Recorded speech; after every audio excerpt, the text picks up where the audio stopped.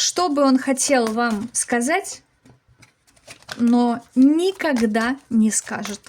Загадайте человека и давайте посмотрим, что бы он хотел вам сказать, но никогда не скажет. Ой, ну да, о своих недостатках, конечно, не каждый скажет. Здесь человек понимает, что он недостоин вас, что у него слишком много недостатков, которые он частенько игнорировал, не замечал. Он не скажет вам о своей эмоциональности и чувственности по отношению к вам, потому что он не готов раскрывать все карты. Здесь показывают и моменты притирок, и переживаний, и примирений, и разочарований.